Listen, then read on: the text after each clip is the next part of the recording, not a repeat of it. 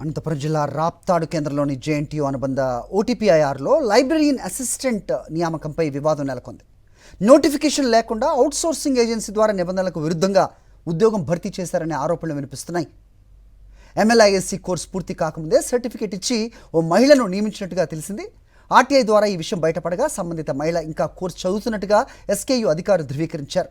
Interview, certificate పరిశీలన లేకుండా ఈ నియామకం జరగడంపై విద్యార్థి సంఘాలు ఆగ్రహం వ్యక్తం చేస్తున్నాయి.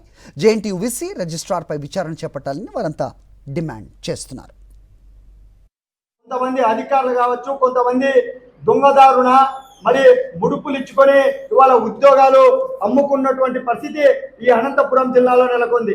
ఇవాళ అనంతపురం జిల్లాకు ఈ దేశంలోనే, ఈ రాష్ట్రంలోనే ఎంతో చరిత్ర కలిగినటువంటి శ్రీకృష్ణదేవరాయ విశ్వవిద్యాలయంలో ఇవాళ కోర్సు ఇంకా చదువుతున్నప్పటికీ ఇవాళ ఎంఎల్ఐసి డిపార్ట్మెంట్ లో 2వ సంవత్సరం విద్యను అభ్యసిస్తున్నప్పటికీ కూడా కోర్సు పూర్తయిందని చెప్పేసి ఇవాళ దొంగ సర్టిఫికేట్లు తీసుకొచ్చి మరి రిజిస్టర్ సైన్ కావచ్చు, లేదంటే అసిస్టర్ రిజిస్టర్ సైన్ కావచ్చు, ఏఆర్ సైన్, సూపరింటెండెంట్ సైన్, ఇంతమంది సైన్లు దొంగగా ఫోర్జరీ చేశారా, లేదంటే వాళ్ళే సంతకాలు చేసి ఇచ్చారా,